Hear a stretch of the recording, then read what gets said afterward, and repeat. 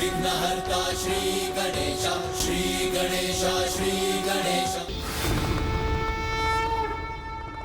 अपनी घोर तप साधना के पश्चात माता अपने निवास कैलाश तो लौट आईं, किंतु अगले क्षण उन्हें अपने बढ़ते पगों को रोकना भी पड़ा।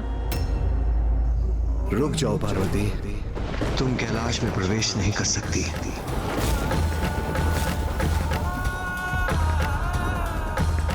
क्या हुआ? आपने मुझे क्यों रोक दिया स्वामी?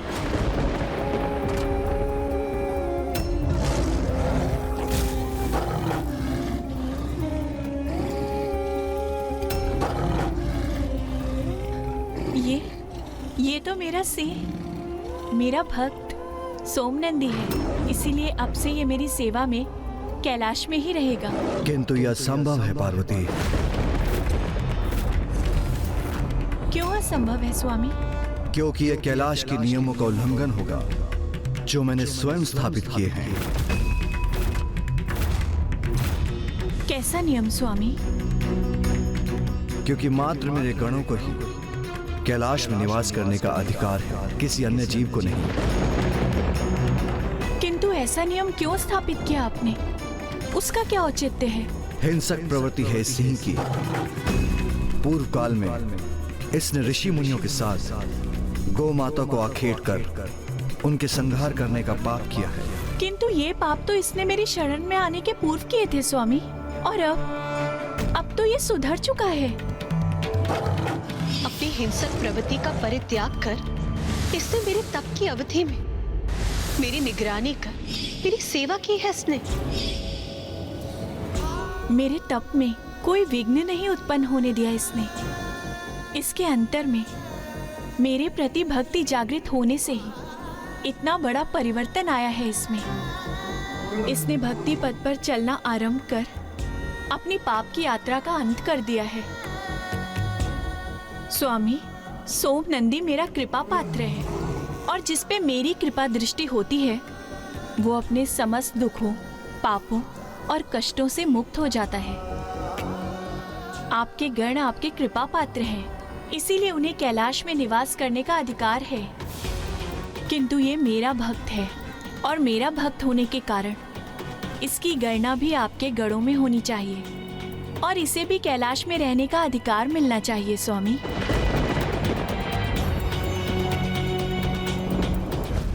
किंतु माता, कैलाश में तो पिताश्री के प्रमुख गण नंदी जी भी निवास करते हैं, और ये तो सर्व ज्ञात है ना माता कि सिंह और वृषभ अपनी चिर शत्रुता के कारण एक साथ कदापि नहीं रह सकते। पुत्र, कैलाश जैसे पावन स्थान पर शत्रुता का भाव कहाँ रह सकता है? कैलाश जैसे स्थान पर सभी जीवों को समान सम्मान प्राप्त होता है, जहाँ कोई भी जीव किसी भी अन्य जीव का आखेट नहीं करते, जहाँ के वासी अहंकार से परे हैं, द्वेष, ईर्ष्या, शत्रुता जहाँ स्वतः ही मिट जाती है, जहाँ विचार एवं कर्म में किसी भी प्रकार की नकारात्मकता का कोई भी स्थान नहीं होता। पुत्र, मैं उचित कह रही हूँ ना स्वामी?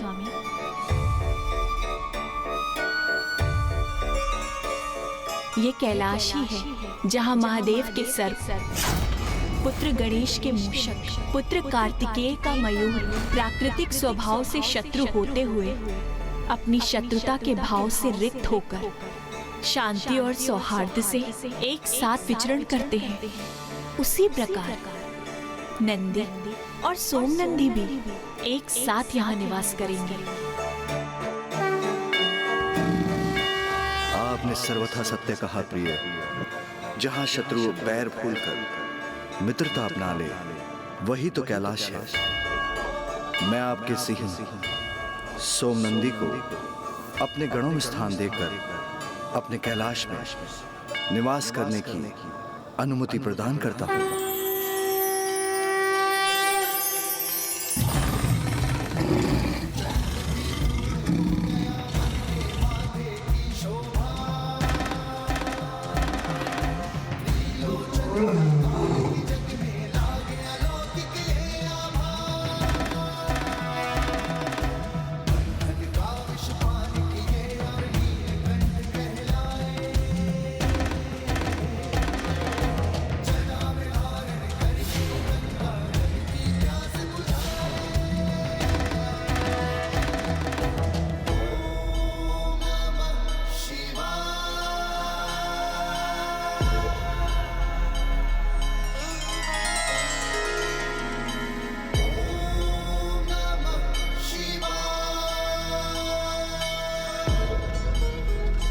माँ, आपको ये लाल पुष्प पंखुड़ियों की परत कैसी प्रतीत हो रही है? मैंने स्वयं आपके स्वागत में इन्हें बिछाया है। ये तो अति सुंदर है पुत्र। और माँ, ये रंगोली मैंने बनाई है, कैसी है? ये भी अति सुंदर है। नाथ, मेरे दोनों पुत्रों ने इतने उत्साह से मेरे स्वागत की व्यवस्था की है, किंतु आपने मेरे स्वागत के लिए क्या किया है नाथ? पार्वती, पुष्प तो नहीं, किंतु मेरे नेत्र, मेरे प्राण, मेरी प्रत्येक श्वास सभी आपकी प्रतीक्षा में कब से बिछे हैं।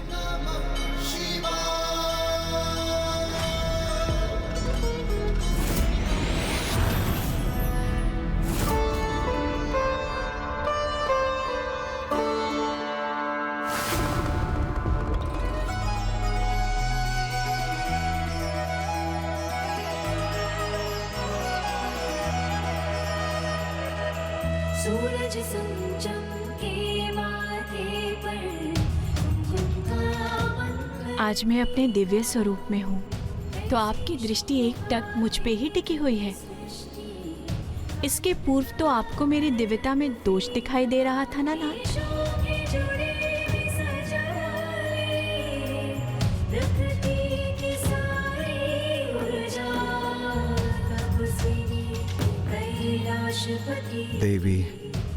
देवी महागौरी प्रिय, आपके तो सभी स्वरूप दिव्यता से परिपूर्ण हैं, उनमें कोई दोष कहाँ। और मुझे आपके प्रत्येक रूप से अपार स्नेह है।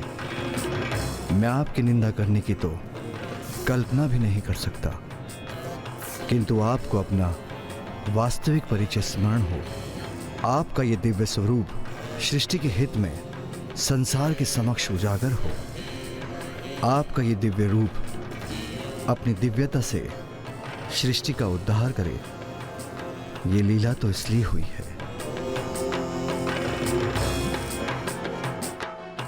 स्वामी ये किस लीला का उल्लेख कर रहे हैं? अर्थात मेरे इस रूप को धारण करने का कोई और उद्देश्य भी है? इस प्रकार माता पार्वती ने माता महागौरी रूप धारण किया और उन्हें अपना वाहन सोम नंदी भी प्राप्त हुआ। माता का महागौरी स्वरूप स्त्री के जीवन में उसके द्वारा उसके दिव्य अर्थात वास्तविक स्वरूप, उसका सहज स्वतंत्र स्वभाव, उसके आंतरिक गुण और क्षमताओं को उजागर करने का प्रतीक है। किंतु माता पार्वती द्वारा माता महागौरी रूप धारण करने का अभिप्राय दिव्यता एवं सौंदर्य प्राप्त करने से कहीं अधिक था। माता महागौरी को तो एक बहुत बड़ा कार्य संपन्न करना था। अब वो कार्य क्या था ब्राह्मण देवता? उन्हें देवताओं के अहंकार को भंग करना था। ये तब की घटना है जब देवताओं ने अत्यंत शक्तिशाली कल्मेश असुरों को पराजित किया था। देवराज इंद्र की, देवराज इंद्र की, देवराज इंद्र की, देवराज इंद्र की, देवराज इंद्र की, देवराज इंद्र की, देवराज इंद्र की, देवराज इंद्र की, देवराज इंद्र की, देवराज इंद्र की।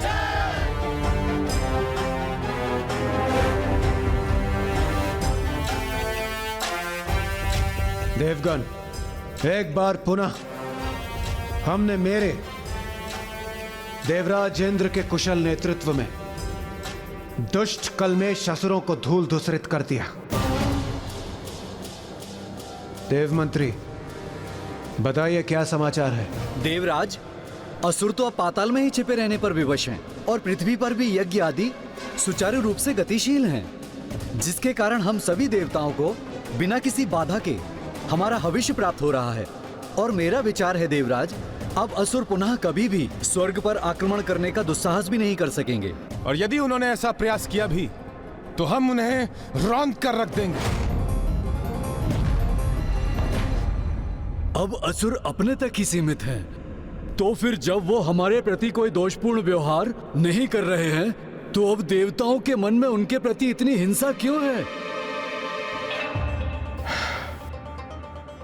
देवगुरु, असुरों के स्वभाव से आप भी अनभिज्ञ नहीं हैं। मुझे ज्ञात है कि वो शांत है, किंतु वो कितने समय के लिए ऐसे ही शांत रहेंगे इसका कोई प्रमाण नहीं। यदि हमने उन्हें अब अनदेखा किया तो वो कुछ ही समय में हमें सताने हेतु यहां प्रस्तुत हो जाएंगे। इसलिए उनके प्रति हिंसा का भाव ही सर्वथा उचित है। इससे पूर्व कि वो हमारे लिए कोई संकट उत्पन्न करे, हमें उनका अंत कर देना चाहिए। आखेट, इन असुरों का आखेट करना चाहिए हमें। आखेट, आखेट, आखेट। देवगण, यही उचित समय है। हमें असुरों के लिए आखेट का आयोजन कर एक एक असुर को पाताल से खदेड़ कर उनका अंत कर देना चाहिए। हाँ, यह सर्वथा उचित है देवराज। हम इस आखेट को एक क्रीड़ा बना लेंगे और उस आखेट क्रीड़ा से इन दुष्ट असुरों में भय और आतंक उत्पन्न करेंगे।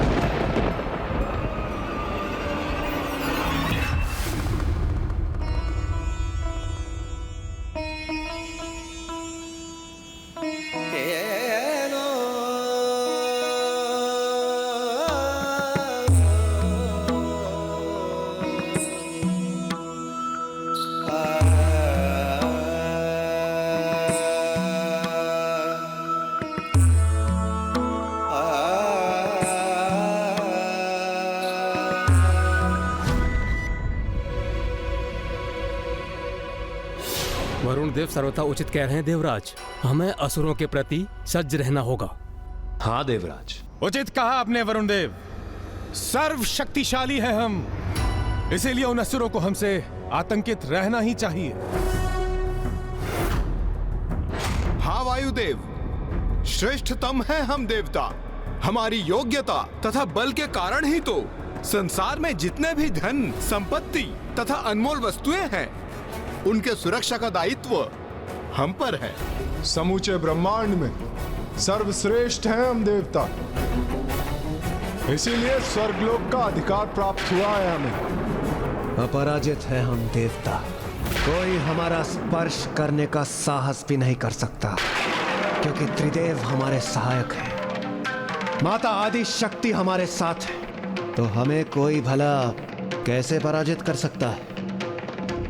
हमें असुरों के लिए आखेट का आयोजन कर एक एक असुर को पाताल से खदेड़ कर उनका अंत कर देना चाहिए। इसलिए उन असुरों को हमसे आतंक। समूचे ब्रह्मांड में सर्वश्रेष्ठ हैं हम देवता, श्रेष्ठतम है हम देवता। असुरों को पराजित कर देवताओं में अहंकार का समावेश हो गया। उन्हें अपने सर्वशक्तिशाली होने पर घमंड जो हो गया था। और सभी के भीतर सदा उपस्थित रहने वाली शक्ति स्वरूपा माता को देवताओं के इस अहंकार का आभास हो गया था। नहीं, ये उचित नहीं। देवताओं का उनकी शक्तियों पर अहंकार सर्वथा उचित नहीं, क्योंकि व्यक्ति का दंभ सदा उसके पतन का कारण बनता है। मुझे देवताओं को सुपथ पर लाना ही होगा, अन्यथा उनका ये अहंकार उनकी दुर्बलता का कारण बन जाएगा और वो पुनः असुरों से पराजित होकर स्वर्ग को खो बैठेंगे और संसार धर्म संकट में पड़ जाएगा।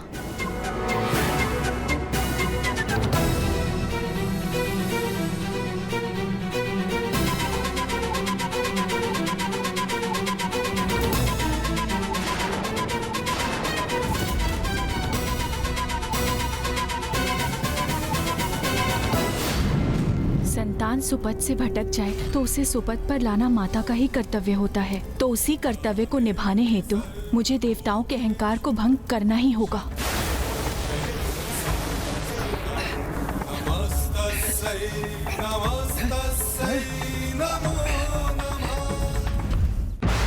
क्या हो रहा है ये? कैसा प्रकाश है ये?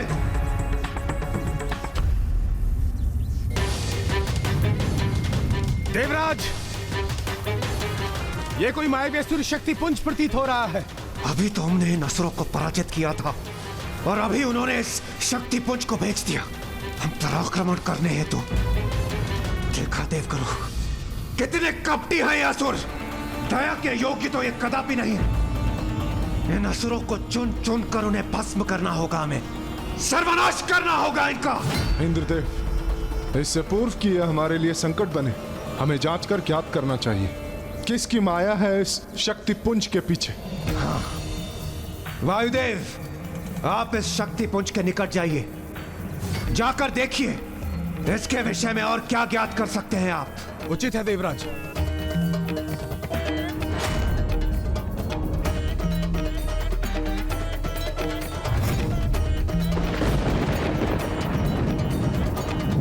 कौन हो तुम? किसकी शक्ति हो तुम?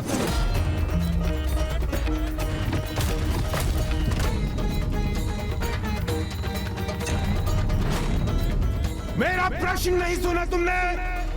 किसकी शक्ति हो? सर्वप्रथम आप बताइए, कौन है आप? अच्छा, स्वर्ग में आकर तुम मेरा परिचय पूछने का दुस्साहस कर रही हो। वायुदेव हूं मैं, वायुदेव। इस समस्त संसार का प्राण हूं मैं। इस संसार में मुझसे अधिक बलवान कोई भी नहीं। बड़े से बड़े नगर को पल भर में उजाड़ सकता हूं मैं,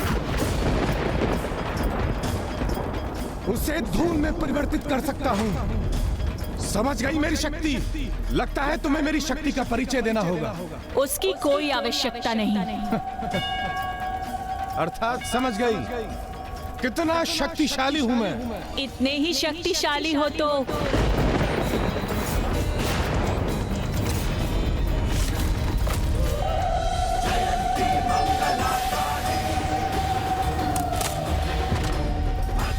इस तिनके को इसके स्थान से उड़ाकर दिखाओ। मुझसे परिहास कर रही हो तुम? नहीं, ये परिहास नहीं, अपनी शक्ति प्रमाणित करो। मेरा परिचय सुना ना तुमने? ज्ञात है ना कौन हूं मैं? ये तुच्छ तिनका मेरे समक्ष कुछ भी नहीं। प्रतीत होता है बस बातों के धनी हो तुम। इतनी बड़ी बड़ी बातें जो कर रहे हो और एक तिनके को उसके स्थान से हिला नहीं सकते। मुझे चुनौती दे रही हो तुम? उचित है, इस तिनके के साथ साथ तुम्हें भी उड़ा कर रख दूंगा मैं।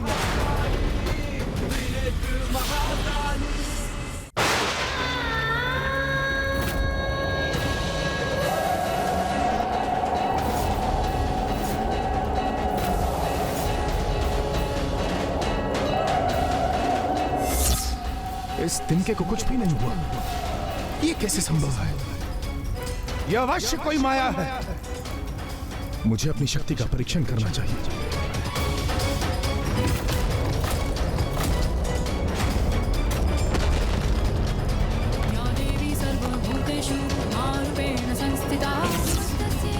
मेरी शक्ति तो अपने स्थान पर स्थिर है, वो तो तनिक भी क्षीण नहीं पड़ी। मैंने उस पर्वत को ध्वंस करने के लिए नहीं कहा था आपसे। मैंने तो बस इस तिनके को हिलाने के लिए कहा था।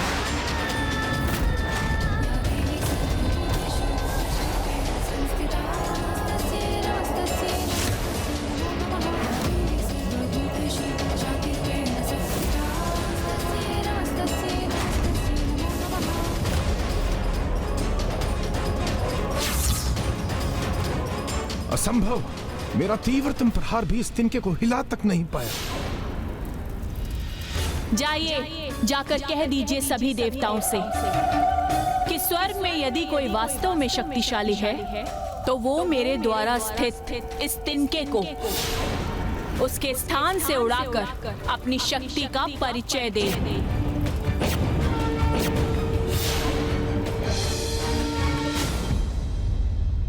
ये वायुदेव को लौटने में इतना समय क्यों लग रहा है? देवराज, वायुदेव,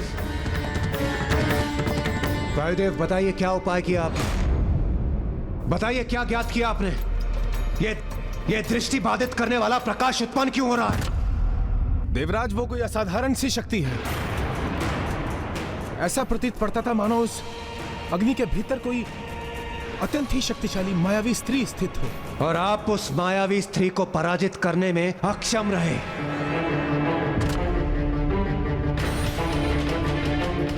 एक स्त्री का इतना दुस्साहस कि वो मेरे स्वर्ग लोक में आकर यहाँ के क्रियाकलापों में बाधा उत्पन्न करे।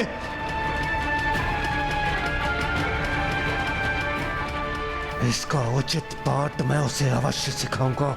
वो शक्ति जो भी हो, समस्त देवताओं को प्रत्यक्ष चुनौती दी और उसने कहा है यदि जाइए, जाकर कह दीजिए सभी देवताओं से कि स्वर्ग में यदि कोई वास्तव में शक्तिशाली है तो वो मेरे द्वारा स्थित इस तिनके को उसके स्थान से उड़ाकर अपनी शक्ति का परिचय दे।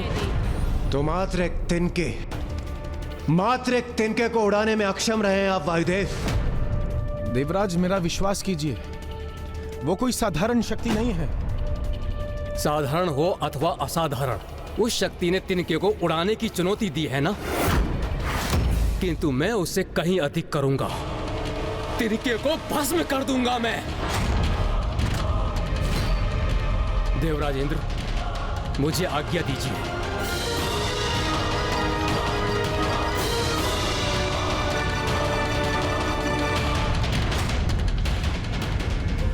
आइए देवगणों, कदाचित यही उचित समय होगा आप सबके भीतर समा चुके बल के अभिमान और दंभ को चूर करने का।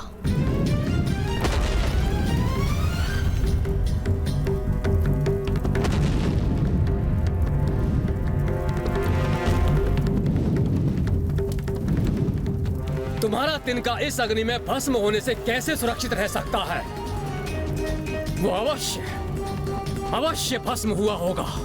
कदाचित वो ज्ञात करने का समय अब आ गया।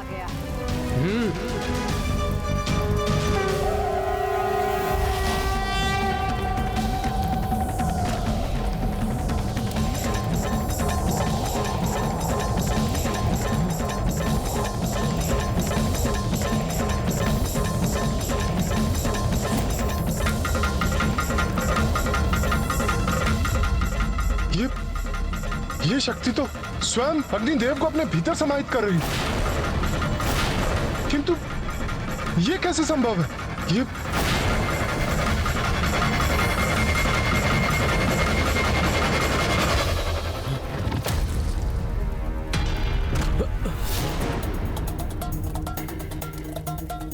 बहुत अहंकारी प्रमाणित हुए आप अग्निदेव।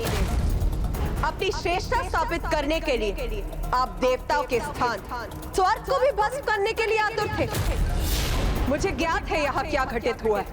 आप सभी देवता अपने सुरक्षित स्थान से उसके साक्षी। तो है कोई और देवता जो इतना शक्तिशाली हो, जो मेरे द्वारा स्थित किए गए इस तिनके को इसके स्थान से उड़ा सके?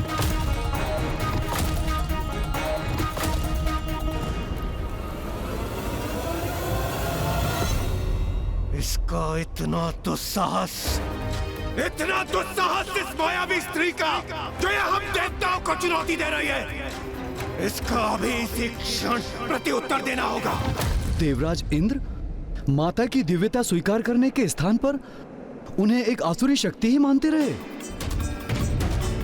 अहंकार का अंधकार सत्य का परिचय कहां होने देता है भला।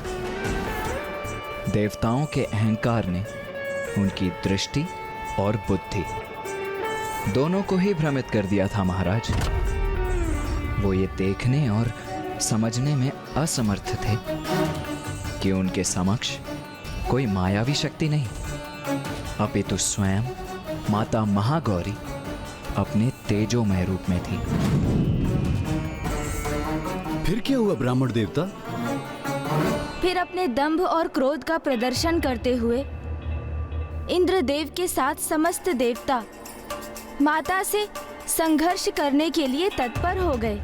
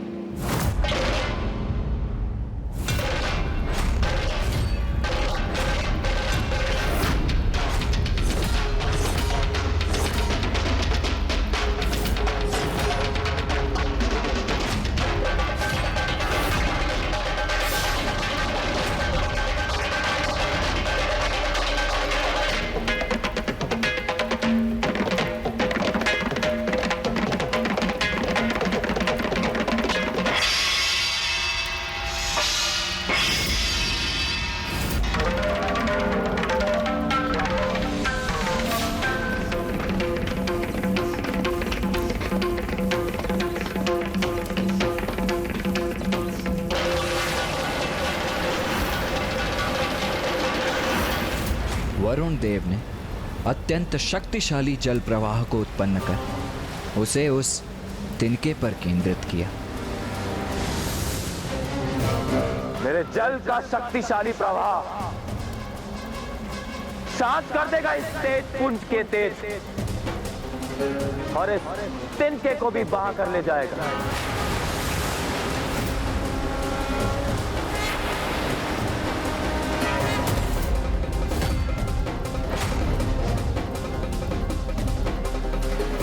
किंतु माता के तेज पुंज का स्पर्श करते ही वरुण देव द्वारा उत्पन्न जल वाष्प में परिवर्तित होकर वायु में समाहित हो गया।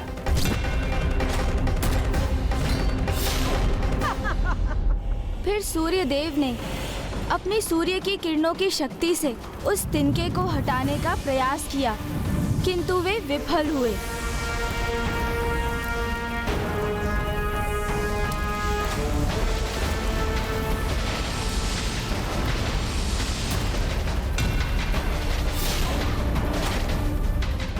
जिसके उपरांत कुबेर देव जी ने भी अपनी गदा का प्रयोग किया।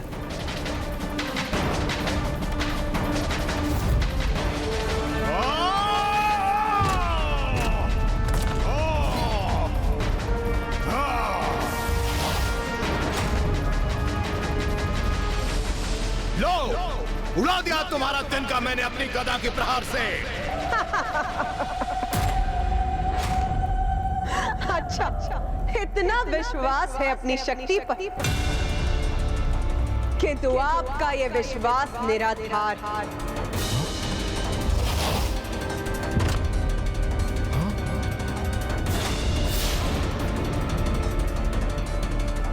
कोई आसुरी शक्ति नहीं, यह अवश्य कोई दिव्य शक्ति है।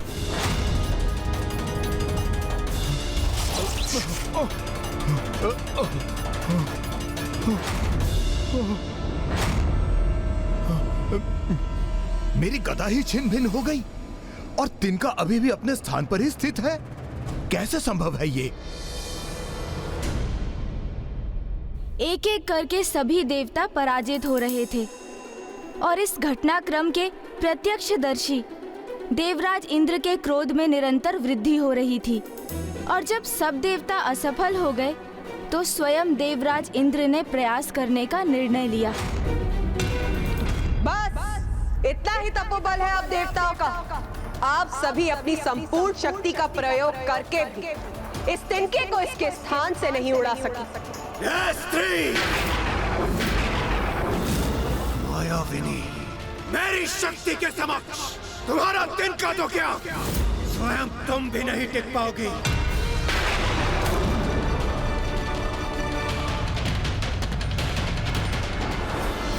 मुझे इंद्रदेव को इनका सामना करने से रोकना होगा। मैं अपने तपोबल से कैसी शक्ति उत्पन्न करूंगा, ये तुम्हें अभी ज्ञात नहीं।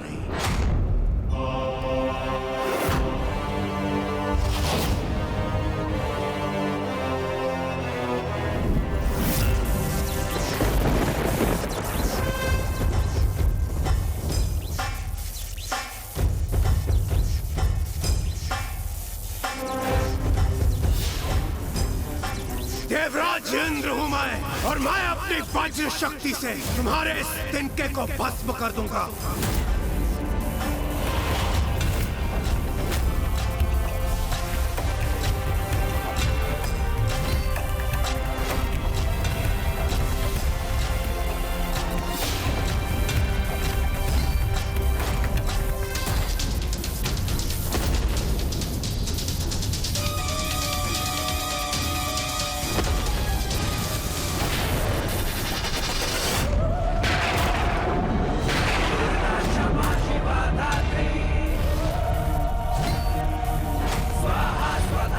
इंद्रदेव, आपकी यह शक्ति इस तिनके को तो नहीं हिला सकी, किंतु ये पलटकर हम पर ही वार कर रही है।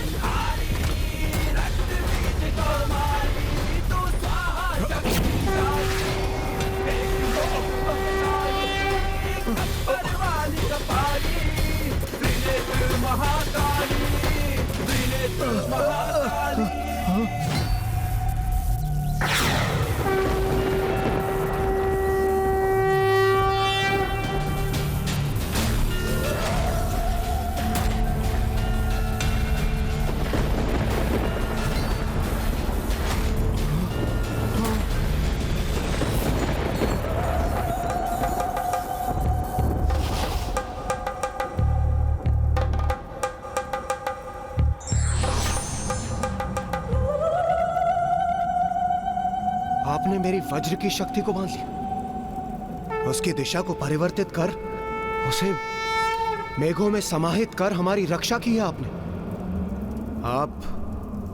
आप कोई शत्रु शक्ति नहीं हो सकती। तो फिर कौन है आप?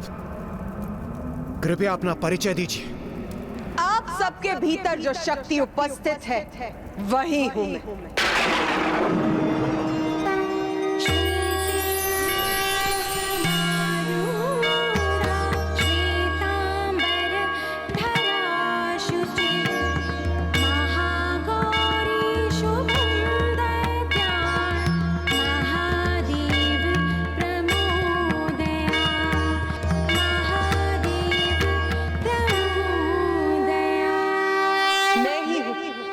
जिसने आपको असुरों पर विजय प्राप्त करने का सामर्थ्य प्रदान किया।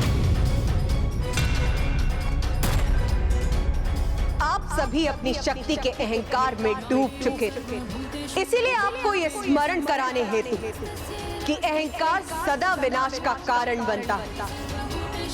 आप सभी के अहंकार को नष्ट करने के लिए मुझे स्वयं यहाँ प्रकट होना पड़ा,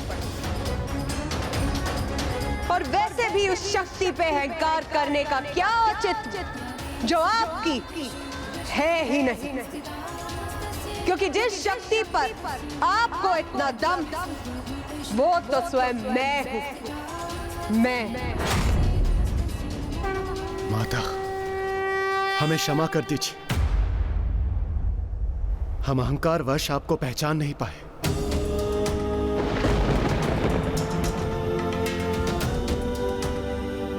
माता, हमसे बहुत बड़ी भूल हो गई, हमें क्षमा कर दीजिए माता।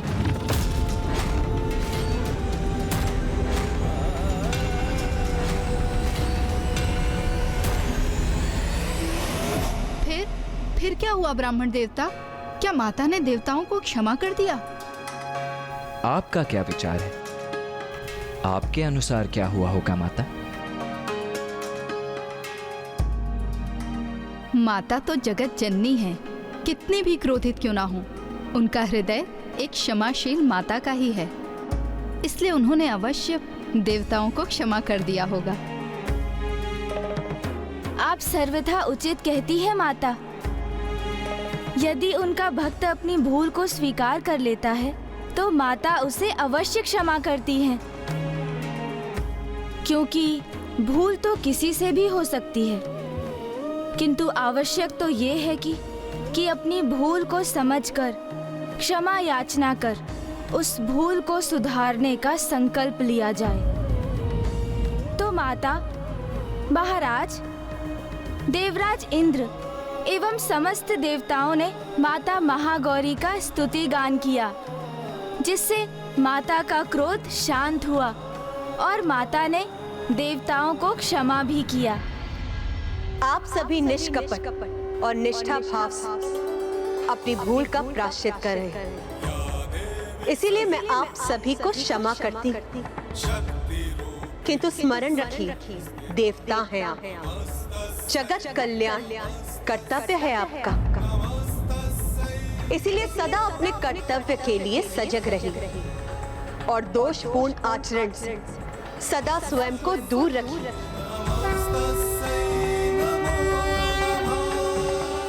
माता की शक्ति तो अमोघ है और पूर्ण निष्ठा और भक्ति से उनकी उपासना करने वाले भक्त के सभी कलुष धुल जाते हैं।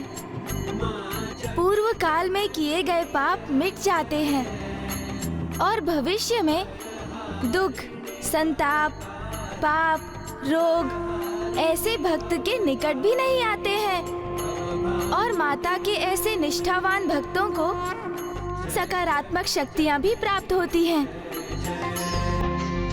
अब हम माता महागौरी की आरती करेंगे।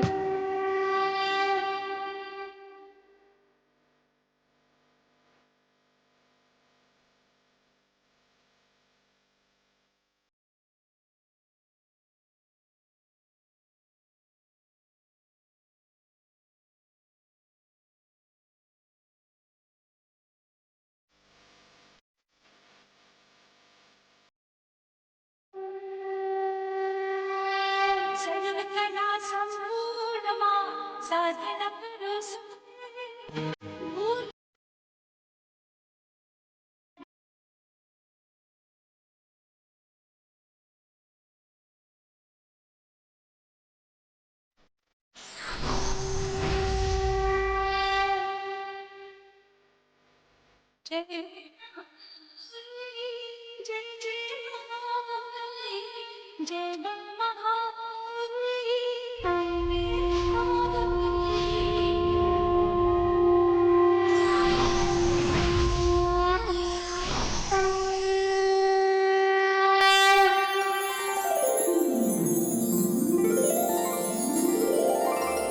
नवरात्रि का नवम दिवस है। कल हम माता के नवम रूप माता सिद्धिदात्री की कथा कहेंगे।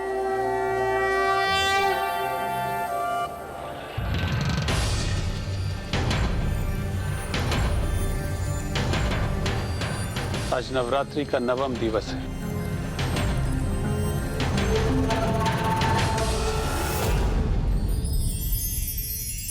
माँ, आज हम महाराज देवोदास और माता सरला को आपके नवम स्वरूप की कथा सुनाएंगे। हमें आशीष दीजिए कि हम आपकी कथा को संपन्न कर सकें और हमारे यहाँ आने के प्रयोजन को सिद्ध कर सकें।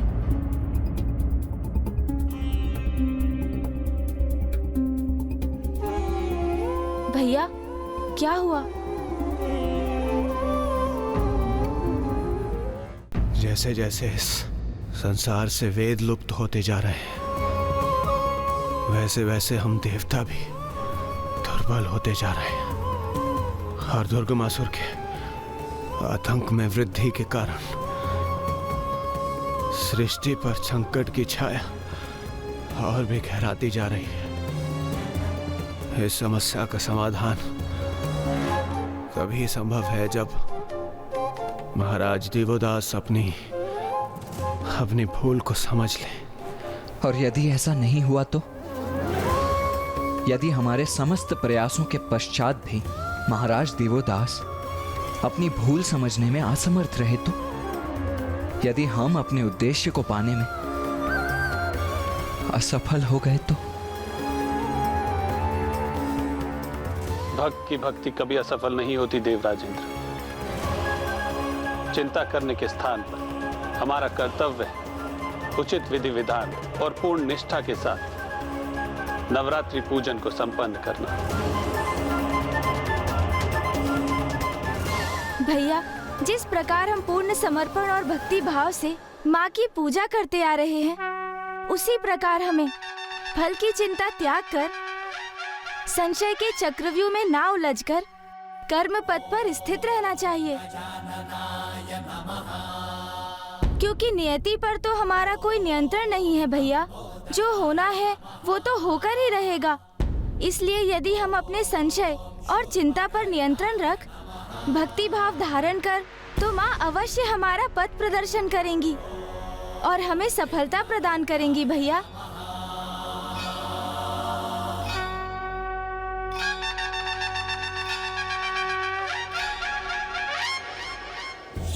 ब्राह्मण देवता, मैं माता के नवम स्वरूप की कथा श्रवण करने के लिए अधीर हो रही हूँ। मैं भी आप दोनों को माता के नवम रूप की कथा बताने के लिए अत्यंत आतुर हूँ माता, क्योंकि इसके पश्चात ही महाराज देवोदास का अंतिम चित्त भी जागृत हो जाएगा और उन्हें ज्ञात हो जाएगा कि उन्होंने पिताश्री को उनकी काशी से और माता को पिताश्री से विलग कर कितनी बड़ी भूल कर दी है। महादेव, काशी में एक ही राजा हो सकता है।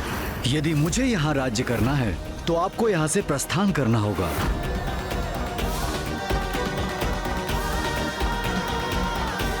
गणेश, माता का नवम स्वरूप अर्थात माता सिद्धिदात्री।